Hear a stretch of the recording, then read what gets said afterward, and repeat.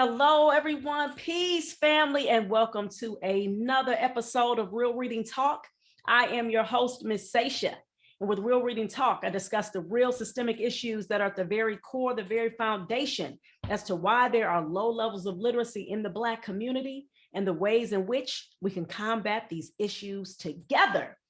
I thank you all for joining me once again. I love when my newbies are joining. I love when you all are listening. I appreciate you all big time. I hope that you're gaining much benefit, and I hope that you are sharing these episodes as well. And of course, I love to give a massive shout out to my old heads. I appreciate y'all for rocking with me from day one when I started the podcast. And for those of you who came on a little later afterwards and still rocking with me, I thank you. I thank you for the feedback and for sharing.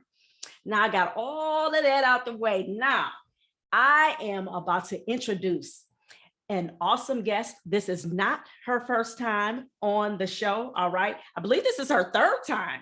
If I'm not saying, this is number 3, y'all. Okay, this is how hot she is. Okay, I'm like, sis, can you please come back on the show? She's like, yes, I can. With her humble self, doing massive things, though. Okay, so I want everybody to give it up for Miss Ebony Donley. All right, welcome, Miss Ebony.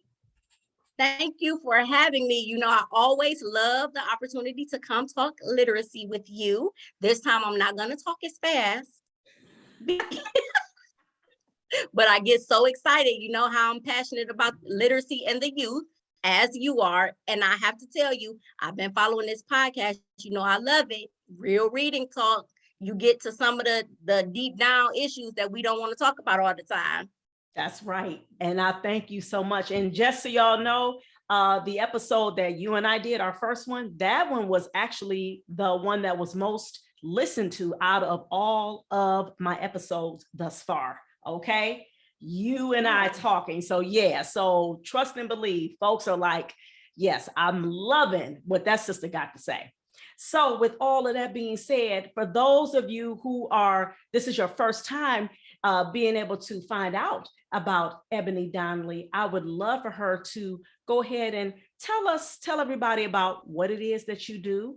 And we'll start from there. I'll just question as we go along. Okay, well, I'm Ebony Donley. I am an educator. A lot of people just call me a teacher, but I'm an educator because I do that thing in and out of school. So I have been teaching for the Cleveland School District for 21 years. And I also own Literacy Innovations, which is a tutoring company that has been in business for 7 years. And when I'm not doing any of that, I'm still just educating. I love literacy. I love reading. I love telling people what to do. They all come together. And I just get to, empower our people, which is what I really like to do, empower the youth. Nice. That's what's up. Oh my goodness. And of course, as you all will throughout the episode, you all will be able to hear how her being a teacher definitely was her calling. Okay. So now let's go back a little bit into the childhood, because of course, usually that's when we, that spark hits us, right? We tend to figure out what it is that we're going to do with most people. Some people may not figure it out till later on, but Ebony, me knowing you and the people just are getting to know you, they'll see how much of a determined spirit that you have. So can you please tell us about when that spark hit? How were you raised in terms of in your home when it comes to literacy, which made you go into literacy as well as teaching? Well, I remember always having books, magazines, coloring books with stories. I don't know what they're called. Back in that day, they were tapes. You had a little tape, you cassette put tapes. Your little story in, put your headphone on. Yeah. Right, that was cassette tapes. That's way back. But I remember having all of that. I even remember having the see and say toys. Remember, you pull the string, yes, and they give you the letter and the letter sound. Girl, all the of memories. That. Yes. All of that. So as far back as I can remember, I always had some type of educational tool, in the form of, it was a toy, but it was still like an educational tool, that we don't often think about it now, but always had something, always had blocks, always had some form of letters. Plus I was an artist back in the day, so always some paper, pencil, coloring on everything, getting in trouble. But even though my mom was like, don't write on this, or my father is like having a fit, you'll get in trouble for doing certain things, but I was still just allowed to do it. I was in love with school supplies. I don't know why. Notebooks, journal type of stuff, any kind of colored gel pen, anything came out. I wanted all of that. But the thing is, a lot of time I got that. And then I also had books. So you have books, you have educational tools. I had those encyclopedias. I'm always speaking about those encyclopedias at the house. Those encyclopedias, that was something serious. Yep. So, Yes. and I had the mom, like, she wasn't a great speller. So it's like, Mom, I'm writing a story. Mom, tell me how to spell that. My mother like, look it up. And I'm like, but I don't know how to spell it. She's like, sound it out. Basically, like, get out of my face, but sound it out. And so doing all of that, I just developed a love for it. And then I always talk about, I have that older brother, the competition was stiff. A 5-year age gap is something big. It is. And when you're the youngest, you always want to do what everybody else is doing. Even if you don't want to admit it out loud, you see them doing something, you want to know. Yep. And then just the sheer nosiness of me being me, I kind of wanted to see what he was doing, reading all those comic books and all of that, because I wasn't there yet. Even though I could read, I couldn't read what he was reading. Right. But I always had a love for literacy. I can't remember a time where I didn't have books and other educational type materials. Like, I just don't remember a time in my whole childhood. Wow. Oh my goodness. I mean, see right there, I love, and like I said, you all, again, this is Real Reading Talk, and I have an awesome guest. This is not her first time. This is her third time, Ebony Donley, for those of you who are just tuning in.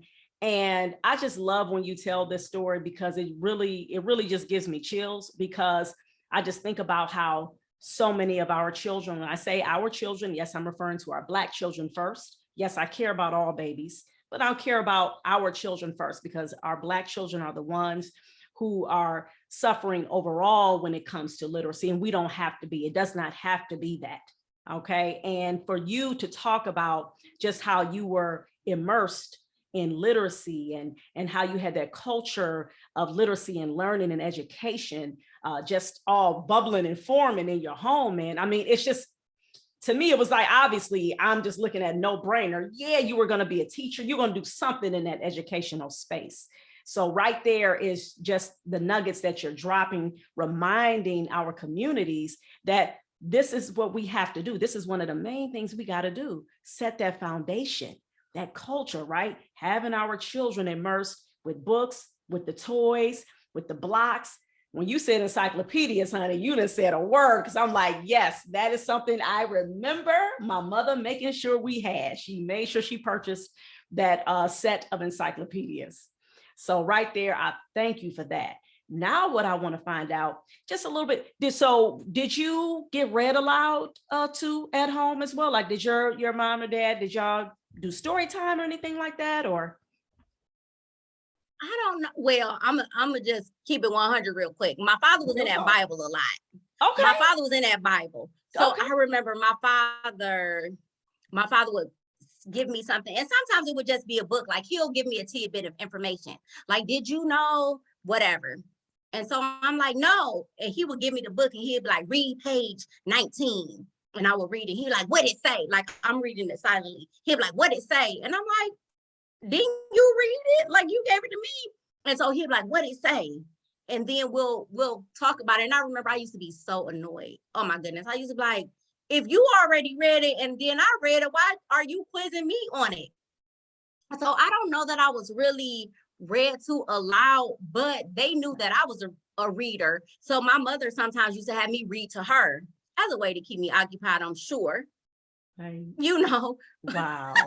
But also, you ever, like, I used to have the dolls. And so I was going to have somebody listening to me read, stack those dolls up, get your favorite book, right? Green Eggs and Ham, read that. I know my poor Uncle Charles was tired of Green Eggs and Ham, though, because even though they didn't always read to me, I was reading to everybody, because if I have a favorite book, you're gonna know about it. If it's something I learned in school, I feel like my whole family knew everything I learned. Guess what I learned in school today?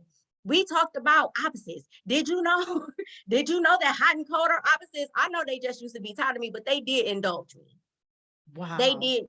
They indulged me. I used to bring it all home. My mother used to be like, "So you were quiet all day in school to just come run me?" Oh, it was the play-by-play.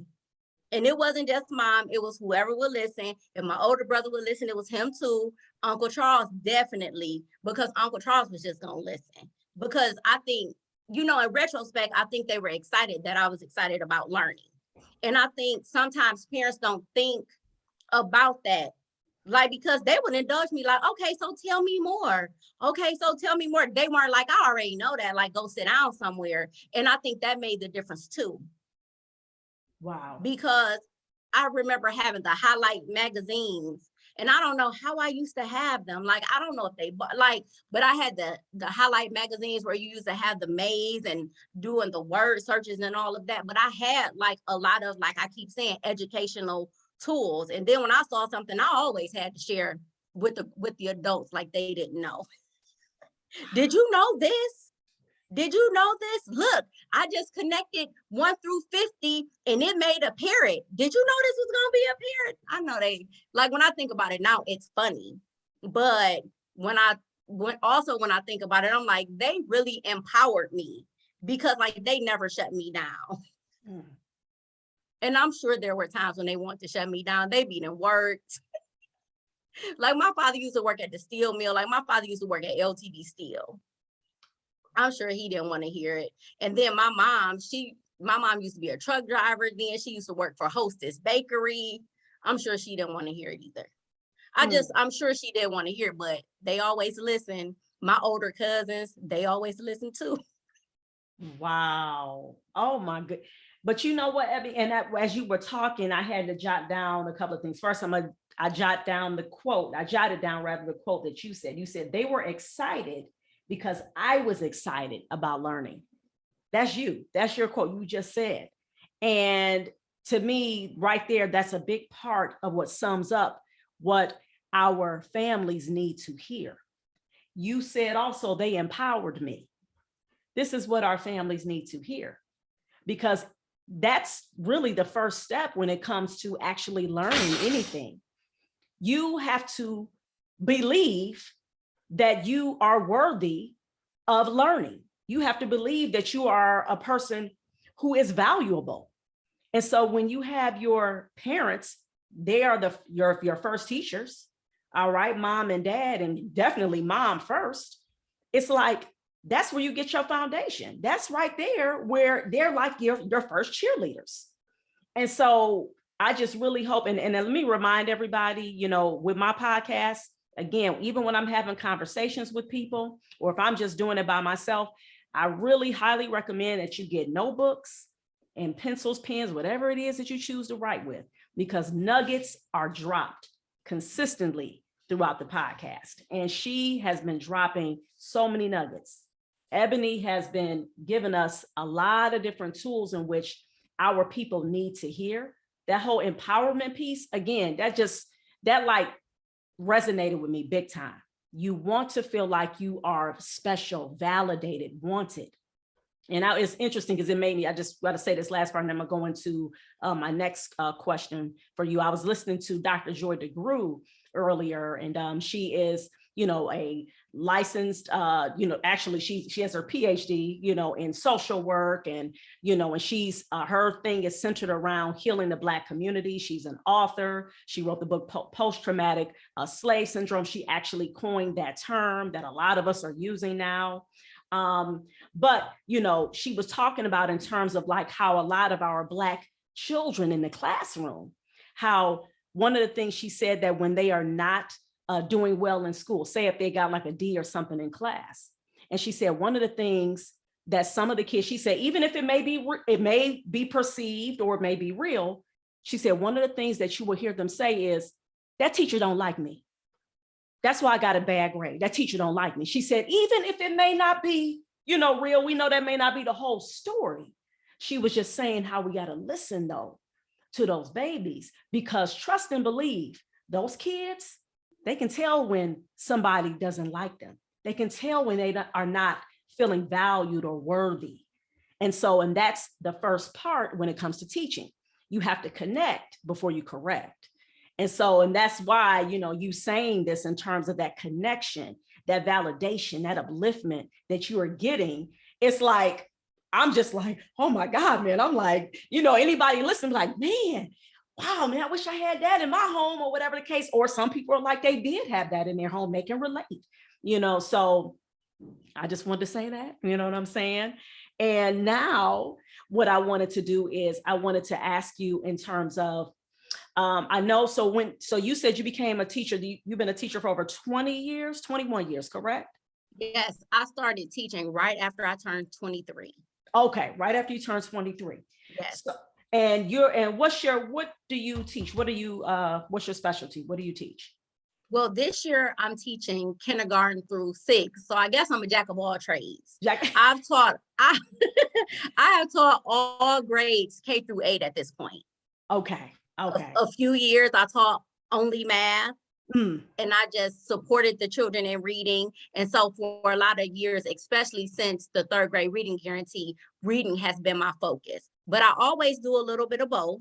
Okay. But reading is my passion. And I just think it's because I love reading so much. But don't get it twisted. Your girl cold with the math too, because I like math as well. But I just love reading. Love it. That's what I'm talking about. And this is what our children need when it comes to them being able to even want to read. They need to have those educators, those tutors, whoever. They need to have people first of all, they need to have the people in their household, first and foremost, championing reading, and that's really one of the main reasons why, again, I talk about this on Real Reading Talk. We have to get back into that mode of putting reading high on our value ladders, because this is one of the main reasons why our children don't want to read, because they're not feeling that love when it comes to reading. Reading is always equated with, if you don't read, you know what I'm saying, then you ain't gonna pass that test, you're gonna end up in jail, you're gonna become a crook. Everything is just this whole aspect of reading is like, you better do it, or if not, you're gonna be a failure. Of course, we are telling our children, yeah, reading is important, it's valuable, but just like, I didn't hear you say that in terms of how you were raised.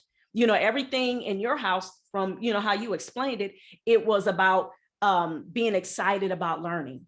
You know what I'm saying? Putting all these tools in front of you to equate learning with something that's pleasurable, exciting, and then everybody giving you problems. It's like you going down like you a basketball player, before they get ready to go out and play, and then they go through, saying the huddle, like, yeah. I can imagine that in your home. They're like, yeah, Ebony, all right, read that passage. What I'm saying?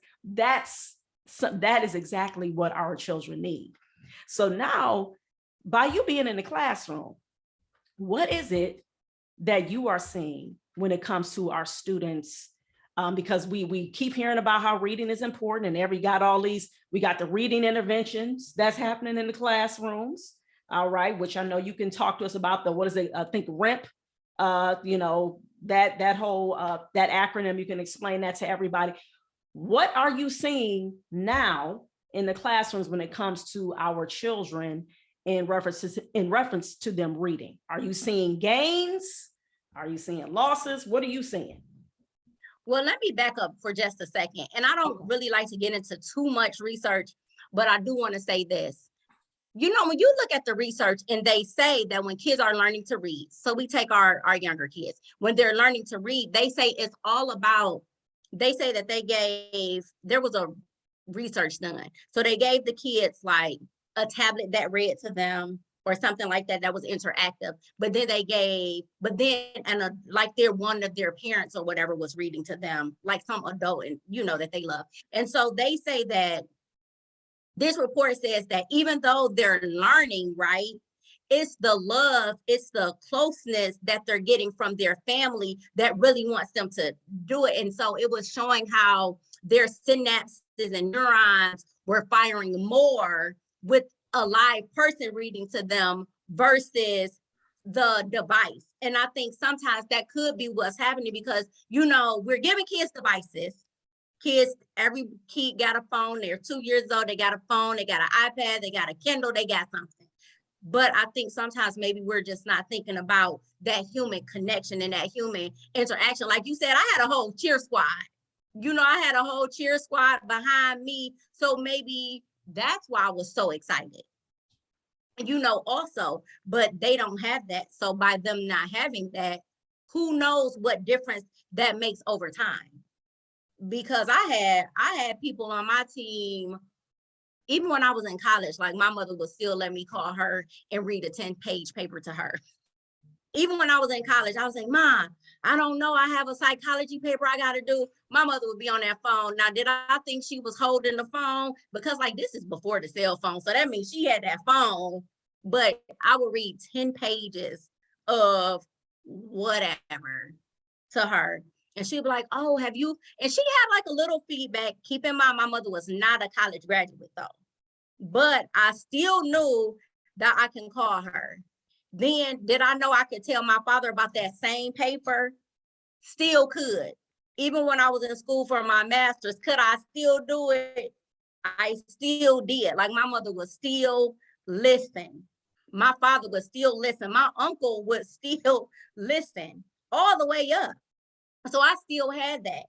Like even right now, when I get ready to do something, anything, I'll call my Uncle Charles. I'm saying, Uncle Charles, I'm thinking about doing whatever. He like, if anybody can do it, you can. Tell me more about that. But we're thinking some of the kids don't have that. I said all that to say some of our kids don't have that. They don't have that. And so maybe that's why they don't develop this love, of reading like I have. Because sometimes it's all about the support system. When somebody is looking at you and when somebody has your back, you'll take a risk. You'll take a risk. You will. But if you feel like you're doing it alone, you like, nah, I better not do that. Like I think of us in terms of adults. Now, let's take it back to the question about the kids. They might not have a safe environment because what do a lot of parents do now? A child can't read, right? Something else happens. Soon as they come for conference, what they say, I bet if it was the game, it's not about the game though.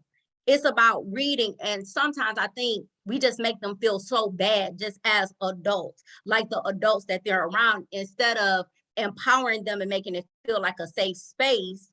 Sometimes we make it feel like a prison almost. How are they going to learn to read if they're not reading? We can say that, but then how do they become good readers without making mistakes, us correcting them, us showing them what to do next, us explaining to them why something is wrong and letting them try again? If we're not going to do that, how do they get to that point?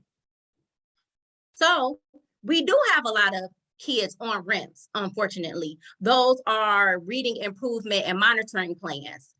But that's just more testing.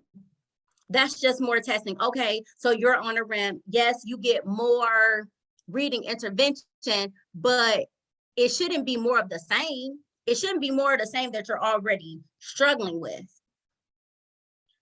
Like what I do, I take kids all the way back.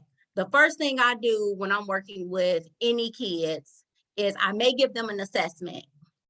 But nowadays, the kids have so much testing data, I may ask the parents, okay, so do they take NWEA? What did they get? Okay, do they take the STAR test? What did they get? Okay, they do iReady, what did they get? And I may go from there. But sometimes I just may be the one to administer something. But the first thing I'm hitting them with is sight words. First thing, out the gate, sight words. Do you know them? They make up most of what we read. Do you know them? And you'll be surprised that even some of the older students, they don't know the difference between were and where. Like were, W-E-R-E, where, W-H-E-R-E, and they don't know it. To us, it's simple, but if they don't know it and they've never learned it, they don't know it. We can't make them feel bad about not knowing it. It's like, hey, these are the words, we're gonna see these. I tell all of my students, these words you're gonna see. So we're gonna focus on these. flashcards or anything. It doesn't take forever. 5 minutes of flashcards every day will have those kids remembering those basic sight words. Then we can get into, okay, let's sound these words out. Then we can get into decoding and things like that. You know, like we love to say consonant, vowel, consonant. You know, we're telling parents that. I'm just like, think about words where you can break down each sound. Okay, cat. Like, that's what I'm saying. Parents don't necessarily understand consonant, vowel, consonant, C, B, C, E. That's teacher jargon. They don't need it. Does it sound exactly like it's spelled? If these can they put it together? Can they blend this together? Does it work or does it not? Like, we don't need all of that. And sometimes we have to remove the obstacles. I'm telling every kid, ing says ing. Like, I tell it says ing. We don't have to have a fit over this thing, whatever it is. If it's sing, it's sing. If it's singing, it's singing. But ing is saying ing. Like, that's it. Like, sometimes it doesn't have to be so complicated. And I think that's where some of the frustration comes in. We make this thing seem like we're just reinventing something, you know, like, it's here. It's here. And I think sometimes we have to stop trying to be so complex. Stop trying to be so complex. Like, go to the basics. You think about some of these people way, way back, generations back, they had about a 5th, 6th grade education. They were doing their thing out here. What they say, reading, writing, arithmetic, that's what they had. And they built upon that. Now we have Title I, reading intervention, special ed, 1,000,001 other things. But at the core, it's we need to get into these basic reading skills from kindergarten on up. I have a kindergartner who knows a lot of her sight words. Then I have a kindergartner who I just left. He is, do I dare say, a fluent reader. He knows, he's in kindergarten still. He goes to a public school. He is able to decode almost any word. If it sounds like it's spelled, he can sound it out. He's in kindergarten. If it sounds like it's spelled, he can sound it out. He just, so with this particular student that you know, so what is it that you're seeing? What is he getting that you notice? How is he able to excel in that way? What I notice about his school, because he doesn't go to the school district that I teach in, they have some kind of phonics in motion. And I believe that he's a kinesthetic learner, because as he's doing stuff, he's always moving. Like, he'll say, and like certain stuff, and but he knows all of his letter sounds. But I started working with him the summer before he went to kindergarten. His mom was like, I just don't want him to fall behind. I want to make sure. And we've done some things. And so what he's getting at school and what I'm giving him, he is able to produce. He's never frustrated. He's never frustrated. And like they have taught him common word endings. So he's learning like SH, CH. He knows WH already, things like that. He's ready. He has such a solid foundation. But also, I told his mom, she said, he won't read with me. I said, I bet you I can get him to read with you. And so I kept saying, you need to read with your mom, read with your mom. And so what I did was I bought some books, my first year reading like level 1 or whatever. And I said, I just need you to read this. And so he was like, okay. So then his mother texted me last week, was like, oh, he read a whole book to me. She gave me the name of the book. And I was like, that's right, because he's an amazing reader. She was like, he read the entire thing by himself. And I was like, I'm not surprised. But again, he has an older brother who's about to graduate high school. All of that makes a difference. All of that makes a difference. But I think sometimes we just have to meet these kids where they are, but don't make them feel bad about where they are. We're trying to bring them up, but give them skills and strategies. I did something that my kids thought was so profound last week. So I'm at work and we were talking about they had to take the NWEA again. So I was talking front cover and back cover of a book. And so I said, every back cover of the book is going to have a barcode. They were like, what? So I took several books. Just a lot of books. I said, everybody go to the back and get a book. I said, turn it over. Do you see a barcode? This is a barcode. Whenever you see this, that's the back of the book. They were like, what? Yes. No matter what book, informational text, whatever it is, this is the back of the book. This is the front of the book. This is the table of contents. It's always in the front of the book.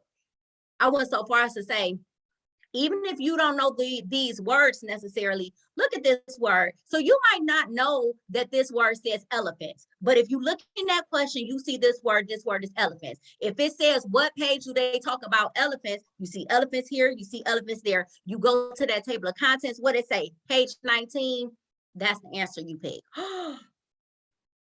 Okay, this is a glossary. We're very familiar with a glossary. It has the definitions. It's in the back, but this is an index. Anybody ever heard of an index? Well, an index is in the back of the book. Everybody get a book.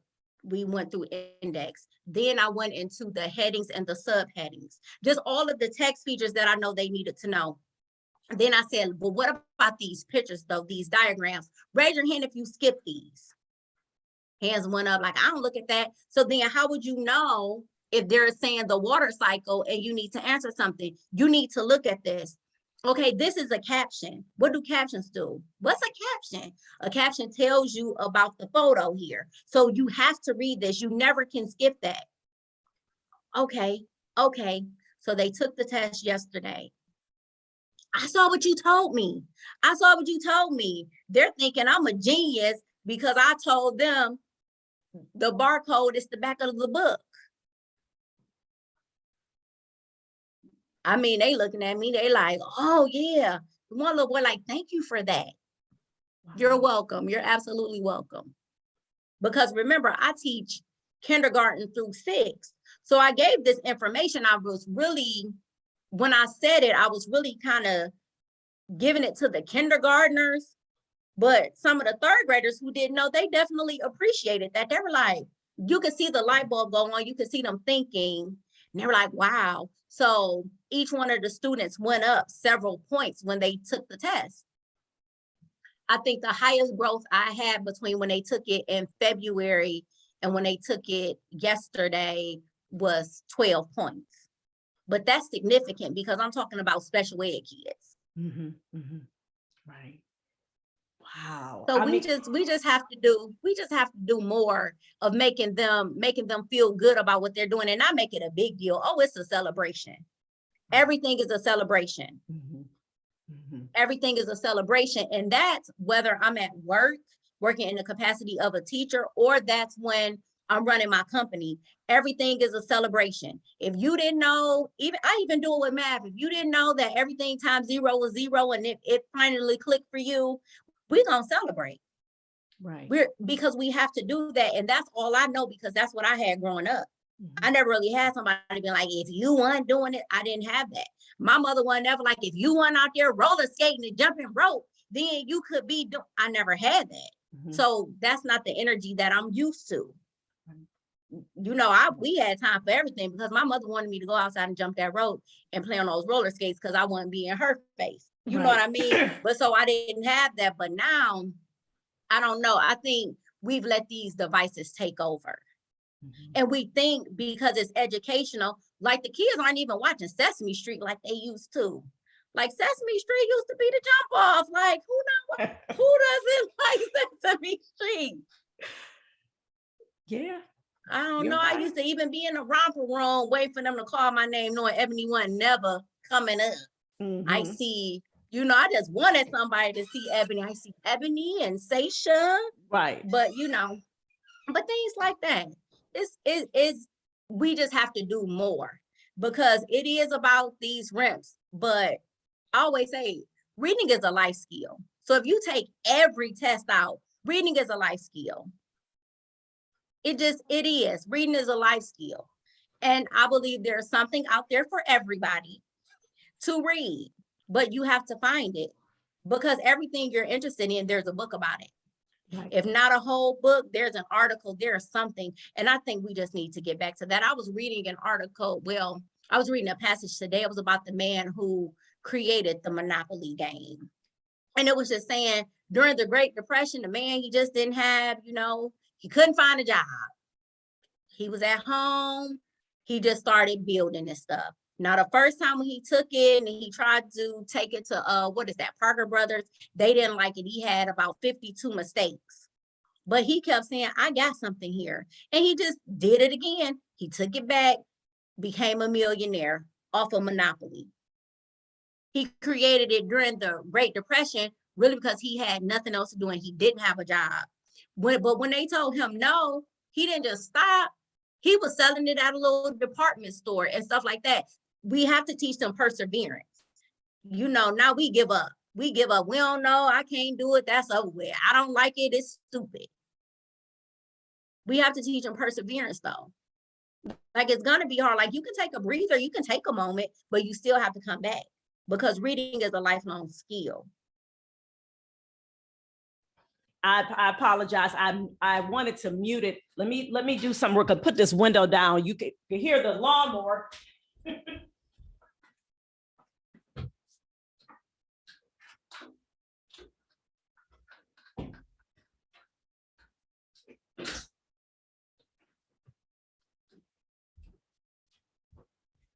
All right, everybody. I apologize for that little bit of silence there. I needed to put down the windows because when you are recording out of your bedroom and not in a soundproof studio, you tend to hear some background noises sometimes. So please humbly forgive me for that. Ebony, I just want to show you, if you can see my notes. I'm just like copious notes. Okay. Y'all, I was in class. Okay. We talking about Ebony teaching. Okay. Y'all already know, y'all could hear in all of the things she was saying. She was destined to be a teacher.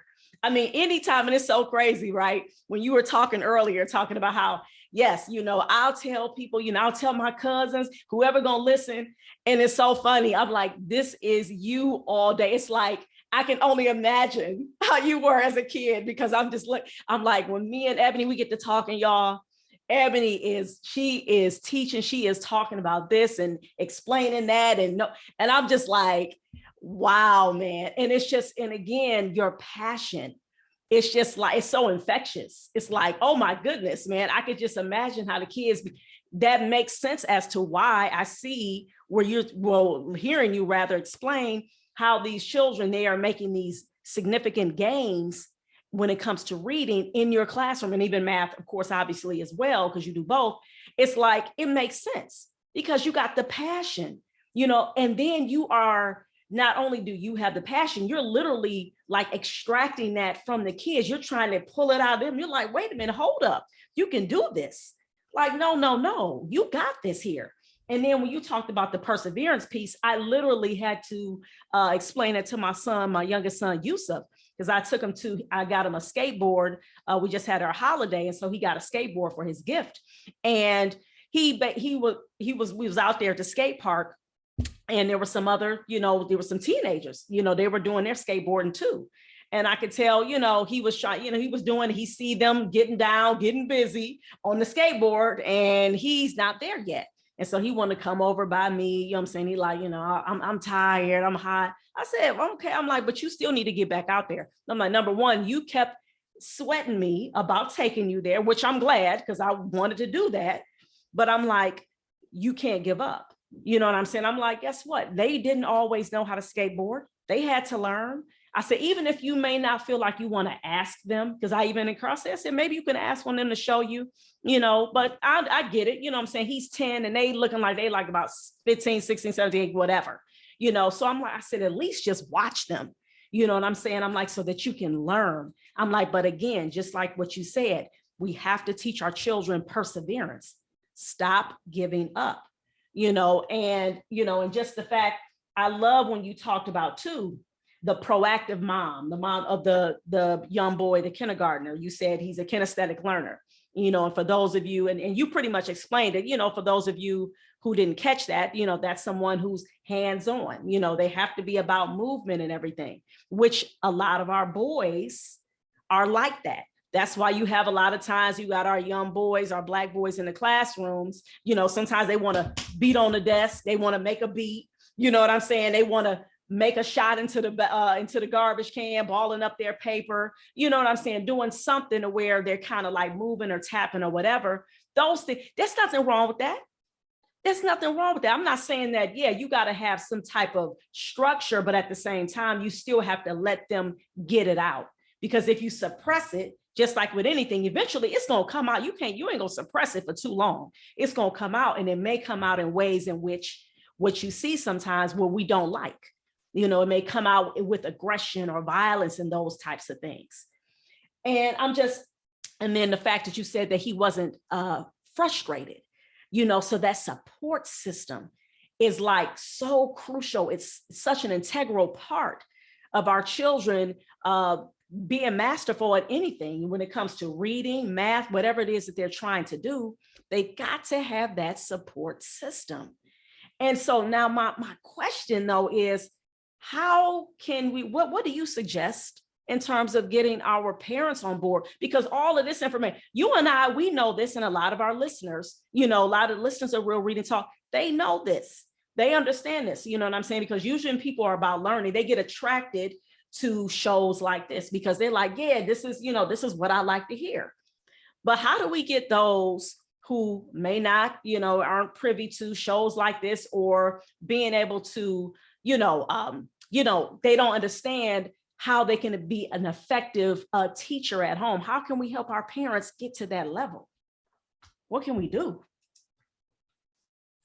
Just tell them to keep it simple, because I think sometimes we think what works is some grandiose idea. Keep it simple. Thank you. Get a sight word list. You don't have to go out and buy fancy flashcards. Use some index cards. And it doesn't have to be time consuming. I think sometimes what frustrates the parent and the child is the time. Sometimes we can do something in 5 or 10 minutes, and get rid of that paper pencil. That paper and pencil, I know, like back when I was growing up, if you didn't write something on paper and pencil, then you didn't do it. Like if like if you weren't checking some boxes or circling something, but do it in form of a game. Like even thinking about bingo, like I'm always pushing this sight word bingo, but the kids love it so much. And it's such an easy thing to do. Like, you don't even have to go buy a bingo game. You can just draw some squares. And just things, you even think about something like tic-tac-toe. That was a staple growing up. Tic-tac-toe was gonna happen. They can even put sight words like in the boxes or something. Instead of, like, we can keep it simple. We don't have to make it so hard. Because a lot of times parents are not teachers, and they're not expected to be teachers, but it takes nothing to say, okay, read to me. You give your kid a book that you feel like they should be able to read. You ask them to read to you. But here's the thing. Don't cut them off. Let them read. You can follow along as they're reading, but when they're finished, then that's when you go back. Okay, so, you said this word is actually there. Okay, you said picnic, but this word is place. And then say, can you reread this sentence? Real nice and easy. Mm-hmm. Now, you didn't even know the word, because a lot of times in our community, that's what happens. So guess what you just done? You just made your kid nervous. And do they feel safe? They don't. Do they want to read for you anymore? They do not. And I think it's just the things like that. Like, you can correct them with love, but there's a way you have to handle it. Because a person, once they get frustrated or when they feel like it's not safe to try, they're going to stop trying. So I say just keep it simple. Do the flashcards, make up little games and things like that. Those things really, really work. You know, if it's a book, if you know that your child is frustrated reading a whole book, do a couple pages. Do a couple pages, like that's fine. And I think we're so used to, no, you're gonna read this whole thing. Recognize the frustration in your child. Just do a little bit. Or partner read. You read a page, they read a page. Like when I work with the people that I tutor, if it's a paragraph or something, I'll have them read a paragraph. Like if it's a long passage, we'll do paragraph by paragraph. Who wants to start first? Do you want me to start first or do you want to start first? And then I check for comprehension after every paragraph. I don't wait till we read this whole thing and I'm upset because you don't know. Those are little things that parents can do too. Because parents will say, you know, he read this whole thing. He doesn't even know what it's about. But if you know that, because that's a way to make sure if they're being active readers or passive. So stop. Okay, this paragraph, tell me one thing that you learned. Tell me one new thing. You don't even have to get with, let me get the main idea. You don't have to use that. Tell me one thing you learned. Okay, good. Then when it's their paragraph, you read their paragraph. Okay, I learned, show them the same thing. And then if it's like, if it builds, and now this supports what you told me that you learned, you know, you're still on main idea and details, but you're not saying that. Why do you think they would say that? You know, what lesson do you think that we're giving us here? We don't have to be talking about the moral and all that and what's the theme. We don't have to be doing all of that, but just that little bit of book talk, that little bit of conversation is in essence what they're going to do. So Wow. You're still building a critical thinker. You're still pulling out those skills without even knowing it. Without even knowing it, because in the K-3 world, one of the largest standards that's a big deal is ask and answer questions. Ask and answer questions. Now, a lot of kids, they can answer questions all day because that's what they're accustomed to. But getting them to generate a question, that's out of their wheelhouse. You know, they don't know. So you can say, what would you like to ask this character? Like if you could ask this character anything, or if you could say anything, we have to start doing, it's the simple things. Because conversations can help with reading also, because that's your critical thinking piece. So we have to be able to do that. Oh my goodness. Thank you for saying that last part, because that's what I was just thinking about. Literally, I was thinking about engagement, and then you said conversations, because that's what a conversation is. Just like you and I, we are engaged right now in a conversation. And you talking about quit always saying, what's the main idea? What are the details? What's the moral? What's the theme? What's the overall, you know, and that right there. And as we know, and again, this is real reading talk. See, that comes from that white social structure way of thinking. You know, it's that whole aspect of, okay, well, it has to be said in this manner. And if it's not, then that means you don't know it. You know, that means you don't understand it. But you just demonstrated, you just gave an example right there. If you have a kid who you are talking to, you're engaged, and you are questioning them after the paragraph. I love that strategy. Thank you, because I'm going to implement that as well. I love that. That is excellent. Questioning them after the paragraph. And then, like you said, asking them, simply put, what did you learn? What was something new that you learned? So now what you're doing is you are getting them to actually think about within their own headspace. You're getting them involved in the process now. You're making them feel included in the learning. And that's the thing, right? You know what I'm saying? That's the thing in which I believe that our children, our Black children in particular, they don't feel included. They always feel like they're being talked at. You know, it's like, okay, well, if you're not saying it like this, you're not doing it like that, then, oh my goodness, you know, that's a mark against you in terms of actually understanding it. But the way you're putting it is that you're trying to meet them where they are. And you're like, wait a minute, no, I know you understand this. I'm about to ask it in this way. which Dr. Amos Wilson is so, I mean, oh my God, man, you talking about phenomenal brother. He talked about that. I think it was in one of the lectures, and he was talking about that in terms of, no, our children, they understand stuff.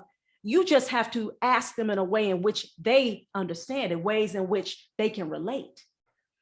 And so that's, you're bringing it home, Ebony. I mean, this is like, woo, y'all. I'm telling y'all, please make sure that you all have your notebooks, your pens, pencils, whatever, because these are nuggets, and you can remember, you can always go back, you know what I'm saying, and rewind, you know what I'm saying, so you can listen, so you can go back and gain this knowledge. We need this. This is something, I mean, this is just like how we need water to drink, just like we need healthy foods. We need right now this knowledge that Ebony is bringing. This is very empowering. Really, man, I mean, this is so dope. I mean, you just said meeting them where they are, and, the aspect of the critical thinking aspect, how you're building that in that child. It's like, and I didn't even think about that whole ask and answer questions, and how they're not able to, a lot of times, to formulate a question. They're not able to even ask different things. It doesn't come to their mind, okay, well, what could I ask that character? Well, how do I think this should end, this particular story? What kind of ending would I give it? You know what I'm saying? So that right there, honey, you brought it. You definitely brought it on this. We're coming close to the end of the show. So what I wanted you to do, since we are about to step into the summer, what are some ways in which, can you tell us about any type of activities? Especially my folks, y'all know we Cleveland, all right. So just so y'all know, we Cleveland folks out there. So my Cleveland people, you know what I'm saying? I hope that you all are listening and engaging, because I want Ebony to tell us about any activities that you know of that's going on in the summer in terms of literacy, in terms, ways in which we can get our children, and even families for that matter, involved in this summer, so that we can not have them fall into the summer slide. And if you can tell everybody too, what the summer slide is as well. And, just tell us about some different activities, that we can have our families involved in throughout the summer. Well, I'm just going to go with what's practical and what worked for me. Okay. Take advantage of what's happening at the library. The libraries, they're back open. They're doing so many things, and we're just not taking advantage of it. Mm-hmm. Those are great resources. Those are wonderful resources that are out there.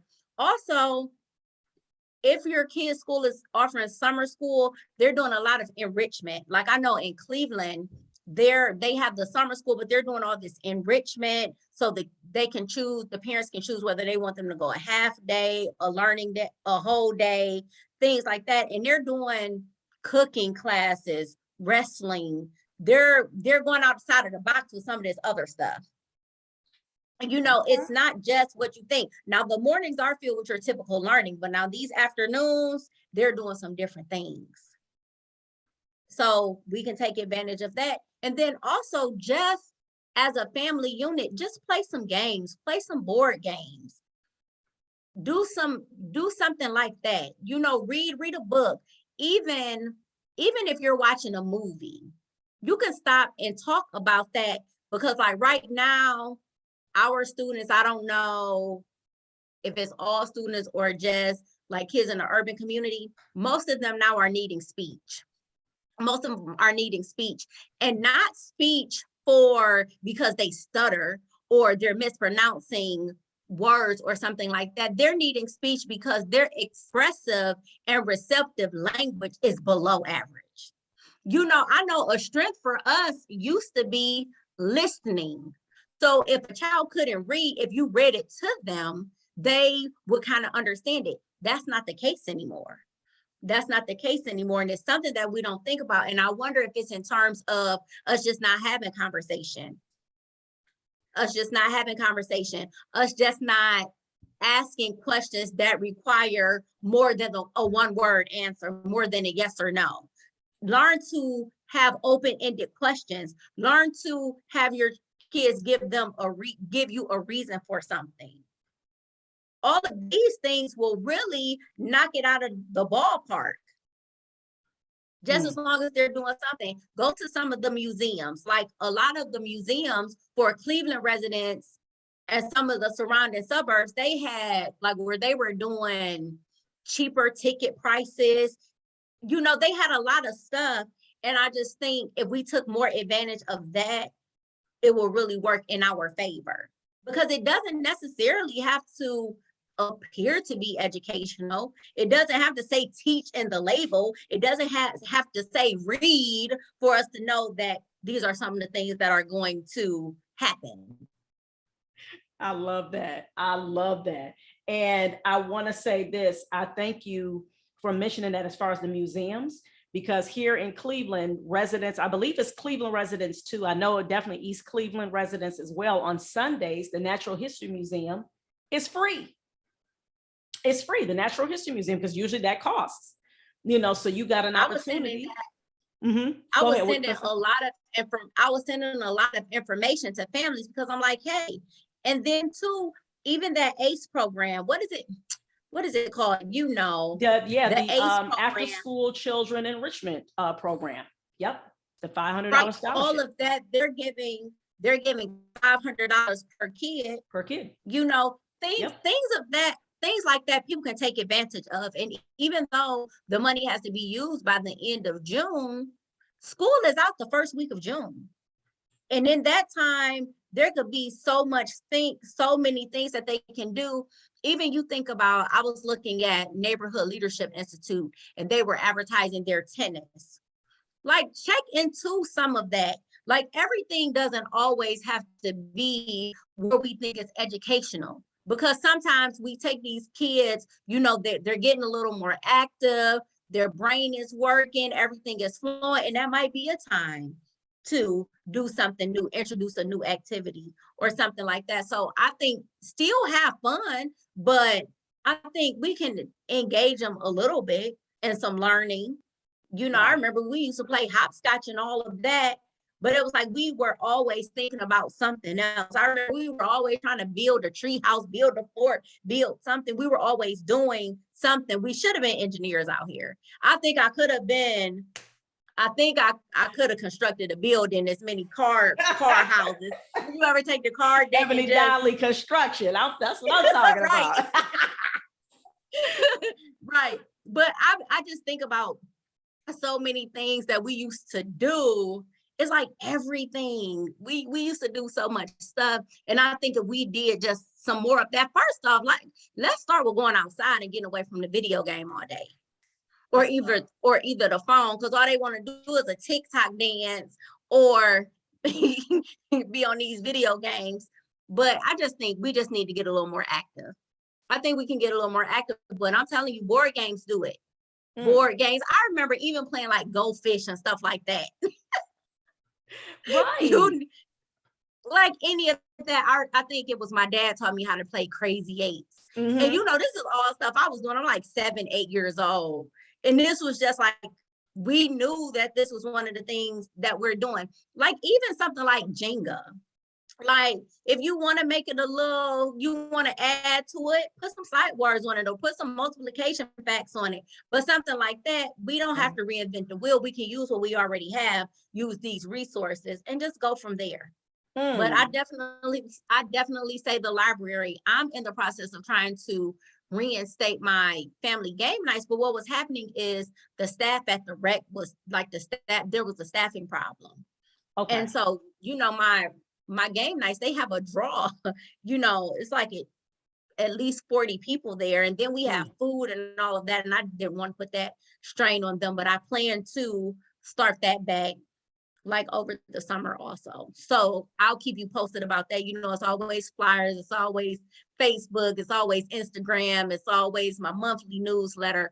So I'll keep you posted on that. But I just say some of those things, like, let's keep it practical. Like, we don't have to start from scratch. We can do some of the things that are always there, but just read a book, read it page by page if you have to. You know, do it 1 page at a time. Do it 5 words at a time if you have to. Just do it. Like Nike said, just do it. Just do it. Yes. Exactly. you have to start somewhere. So yes. Keep it simple. I wrote that down. Keep it simple. KISS. Think of KISS, y'all. Yes. Keep it simple. Okay. I mean, Ebony then said, I mean, so much. I mean, nuggets, gems, jewels, dimes, whatever you want to call it. And then your whole message is simply put, keep it simple. If somebody could ask me one phrase to take away from this podcast and what you were bringing, keep it simple. That right there. And keeping it simple, that involves just the aspect of at home, like you said, the nurturing aspect, the aspect of conversation. That's keeping it simple, literally engaging in simple things. So, so how was, what did you do when you were outside? Oh, okay. I'm saying, oh, really? You was, running up and down the street? How many, do you know how many squares of concrete that you were running? Just anything, just to get them engaged, even if they didn't count. Maybe next time they may do that. They're like, you know what? I'm gonna do that. I'm gonna make that into a game. When I go outside, I'm gonna, run on each square and I'm gonna count all the squares of concrete that I jumped on. It's like, so what you're doing is you are getting their minds into thinking about things outside of the box. And it's all starting with keeping it simple, keeping it practical.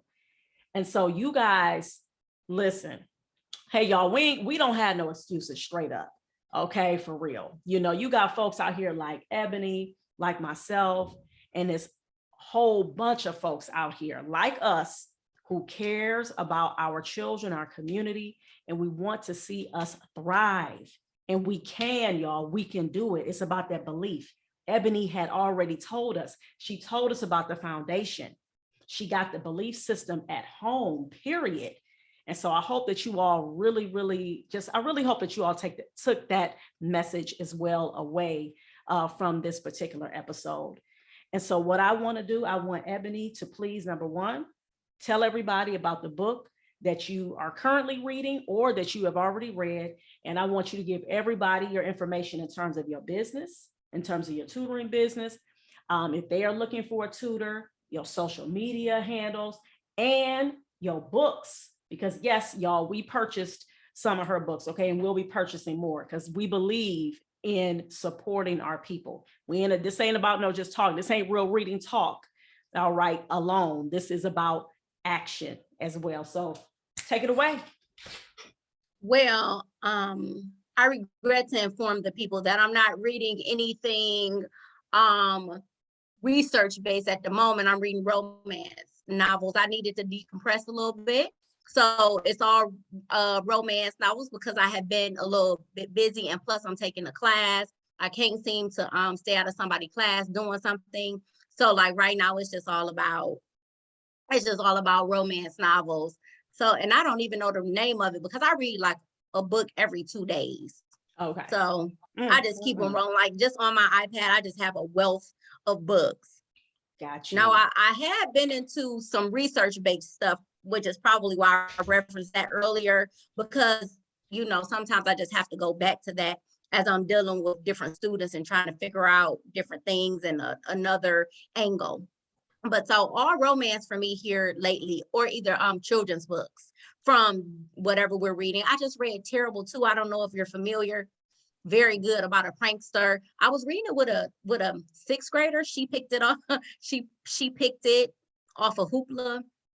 A very good book, if I do say so myself. Okay.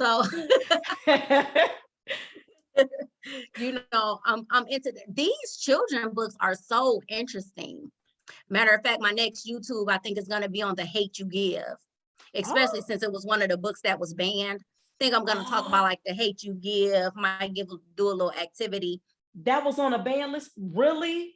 It's been on the ban list before, as well as Toni Morrison, Beloved, and a few other ones.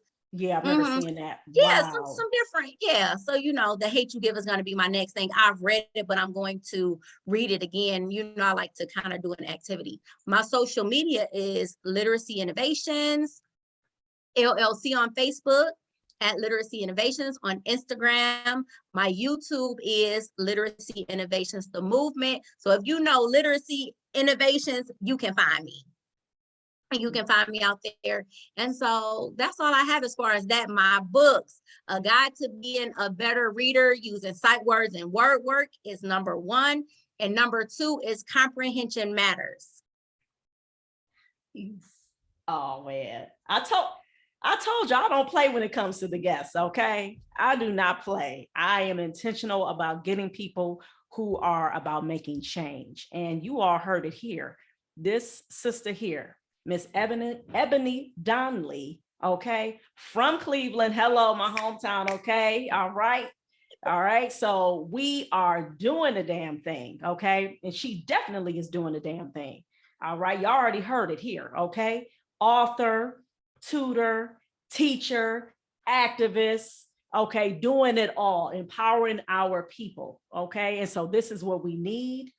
And I just want to end by saying, I appreciate you gracing our presence on Real Reading Talk. And that's real talk.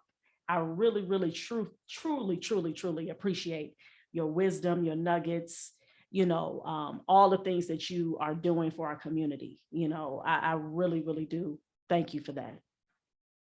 Thank you so much for having me. It's always a pleasure. It's always a pleasure. And I love when somebody just sees the value in somebody who graduated from the public schools, because, they write out the public schools. If you didn't go to that private school or something special, So Lord. Yeah, public school graduate coming to you. Come on. Let's Live do it. From the Collinwood neighborhood. Representing the wood. There you go. So thank you so much for having me.